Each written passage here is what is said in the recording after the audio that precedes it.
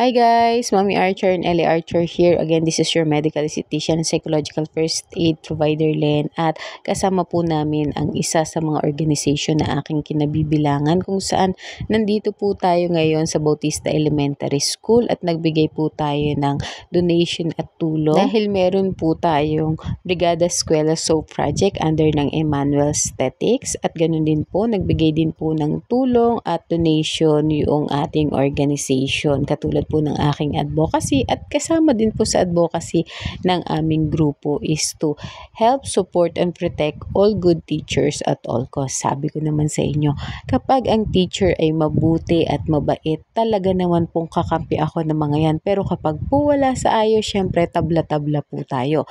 Dahil ang aking katuwiran, ang tama ay tama at ang mali ay mali. Ngayon po tayo po ay naglinis dito sa Bautista Elementary School at tumulong din po tayo sa mga teacher para sa kanilang pagpipintura ng kanilang mga classroom. And ng ocular visit also, yung isa naming partner na si Sir Mario sa kanilang canteen para po doon sa kanilang mga electrical wiring concern. Siyempre hindi din po mawawala, natitignan din po natin kung ano pa yung maaari nating maitulong dito sa eskwelahan na to. At habang papunta nga po kami doon sa isang room na tutulungan namin, nakita ko dito yung mga bata, nagsisigawan sila, nagsya-shoutout sila. So sabi ko, sige, iwan ko muna kayo at pagbigyan natin ang ating mga estudyante. Nakakatuwa po mga estudyante ng Bautista Elementary School dahil talaga pong pagbrigada eskwela, ito daw po mga estudyantong ito ay tumutulong. So sabi ko, hoy guys, mapopost to ha. Tapos tawa lang sila ng tawa. And then sabi ko, tara picture. Dahil nga bata pa ay nagtakbuhan, gawa po ng nakahubad nga daw po sila.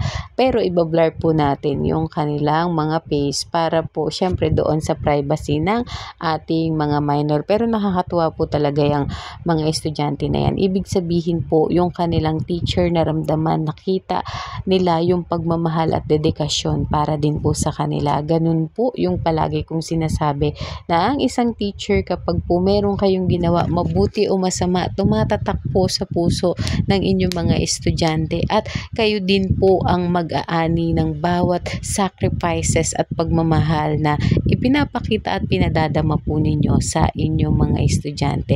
At isa pa pong mapupuri ko dito, yung mga teachers po kasi dito sa school na to, talaga naman pong magagalang din sa mga magulang at mga estudyante. Yung professionalism is talaga po na nandun. Kaya syempre kapag ganun yung school, no, yung mga teachers sa school, gaganahan ka talaga na tulungan din po sila. Syempre hindi po mawawala yung pagkakataon na sinasamantala ko para maturuan yung aking anak at i-expose si Ellie sa mga community service. Pinagmamalaki ko po yung anak ko dahil pagising pa lang po sa umaga, siya na yung nag-aasikaso ng higaan, naglilinis ng bahay. Siya din po ang in charge sa paghuhugas ng plato.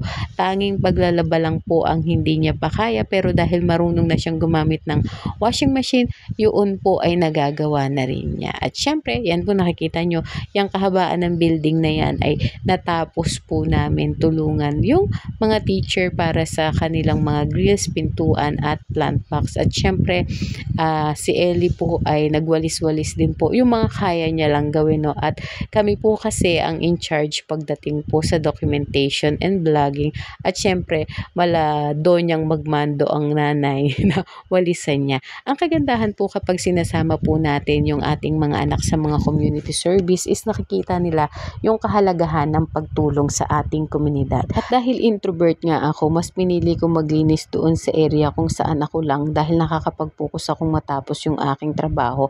At yun yung kuya ko pagkatapos yung makipag-usap sa akin na umakyat na siya doon sa taas para makipag-usap naman doon sa kanyang kaibigang teacher. So ako ay yun nga, mas talagang selective type of person ako, kaya mas prepared ko yung kumikilos ako ng mag-isa kaysa doon sa may ganun kasama po talaga akong klase ng tao, selective and assertive type of person. So proud na proud naman ako dahil mula dun sa dulo ng gate hanggang doon sa may office ay nalinis ko. At the same time, yung mga naipon nila teacher dyan ay ako na rin yung nagdakot. So ni-encourage ko po ang bawat isa na kung meron tayong pagkakataon na makatulong po sa teacher, hindi lang po sa brigada eskwela, as long as good and great po yung teacher, marespeto at mabait sa mga magulang at estudyante, tulungan po natin sila kasi po kailangan po nila nila lalo ngayon ng tulong school year 2025-2026 dahil po malaki po talaga yung cut ng budget sa Department of Education. Hindi naman po yun kaila sa ating lahat, no?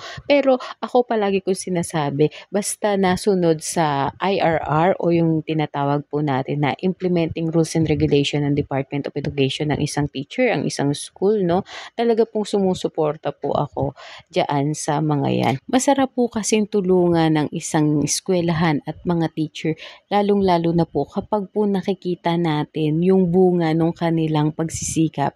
Hindi po dahil dun sa itsura ng eskwelahan, kundi katulad po dito sa eskwelahan na to, nakita nyo po yung mga kabataan, binabalikan at tinutulungan nila yung kanilang mga teacher because naramdaman nila yung passion, dedication, pagmamahal at pagprotekta sa kanila nung kanilang mga teacher. Kaya po ako very inspired and dedicated po akong tulungan yung mga ganitong school at teachers dahil nakikita ko nga din po yung bunga ng kanilang pagsisikap para sa mga bata. At syempre ito po yung aking mga kasamahan na uuwing ngiting tagumpay dahil sa dami po ng halaman na binigay sa amin nung mga teachers dyan sa school dahil mahilig po itong mga tong maghalaman. At the same time ay pumunta na din po kami dito para magbigay nga po ng donation, no? Yung mga cleaning materials, bar soap, at the same time po yung medical equipment na makakatulong po para kung sakali man po may mangyari sa mga bata is meron pong pang first aid at the same time dun po sa ating mga teacher. Dahil syempre mga teacher po natin hindi naman po lahat ay pabata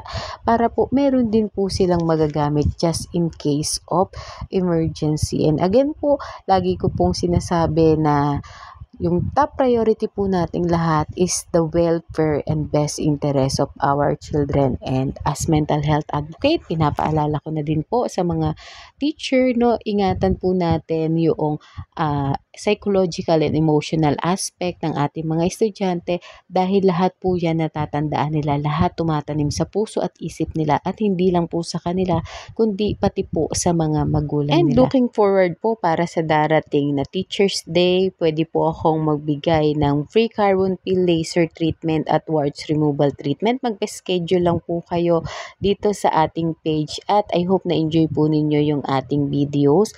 Like and share and follow also. And God bless everyone. Thank you, teachers!